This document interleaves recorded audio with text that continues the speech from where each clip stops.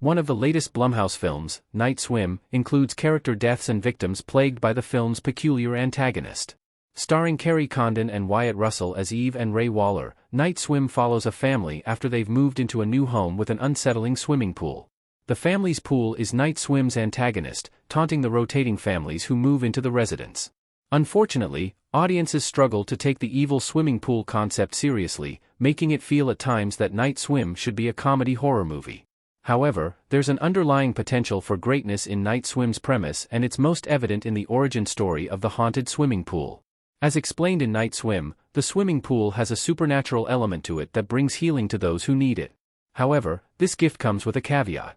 To ensure the pool can continue its healing powers, the water asks for a life in return. This concept had the potential to turn the film into a truly terrifying horror film, but instead, Night Swim's PG-13 rating means many of the jump scare and death scenes are anticlimactic.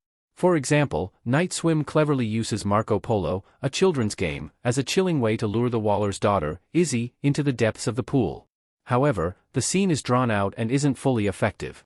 Only 3 characters are seen on screen being used as sacrifices, but they play into the larger, admittedly confusing, system of the haunted pool. The nurses. Wellness retreat nurses provide a convenient sacrifice. An archived report and photo of deceased nurses are pulled up on a computer screen. At the beginning of Night Swim, Eve and Ray have a maintenance man inspect their pool after dark water begins bubbling from its drain. In this interaction, the man briefly mentions the history of the surrounding area, informing the Wallers that there used to be a wellness retreat center before the home was built. As seen throughout the film, Ray's health improved in a short amount of time, and this quick turnaround, combined with the reveal at the end of Night Swim that the pool has healing abilities, helps make sense as to why a wellness retreat center was operating in the area. As Eve is digging up information on the home's history and searching for archived newspaper articles, she comes across a report and photo of nurses from the Oracle Wellness Retreat. No further information is provided as to who these women were or how they were tricked into the water, but they were likely a sacrifice for the patients of the wellness center. When Eve is trying to save her son, Elliot, in the third act of Night Swim, the spirits of the photographed nurses are seen reaching out and throwing their arms toward her. The nurse's occupation provided a convenient sacrifice, as numerous patients were likely able to cure their pain, just like Ray did with his. Cider. The death of the family's cat isn't justified. Cider, the family cat, is lying on the diving board above the pool and staring into the water. Eve is the first Waller family member to swim in the pool at night, and while doing so, the family cat, Cider, is hissing and anxiously walking around the pool's perimeter.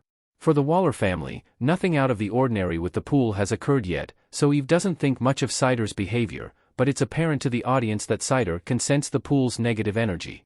However, Cider too falls victim to the swimming pool's tricks when a toy boat from the beginning of Night Swim floats to the surface, luring Cider to chase after it. Sadly, the reason for Cider's death is never fully justified. The established intake/output system of the pool that is explained in Night Swim doesn't account for why Cider's life was taken. Though an explanation never comes, Eve does allude to a possible reason when she explains to Izzy that Cider's death is especially hard on Elliot. Therefore, while it doesn't completely align with the rules of the swimming pool, it's likely Cider was killed in an attempt to draw Elliot, the eventual sacrifice, to the water. Additionally, Ray sliced his hand when cleaning out the pool, but after Cider dies, his deep cut heals instantly. Therefore, it's also likely the small animal sacrifice helped heal his cut, and the more significant human sacrifice would heal his health entirely.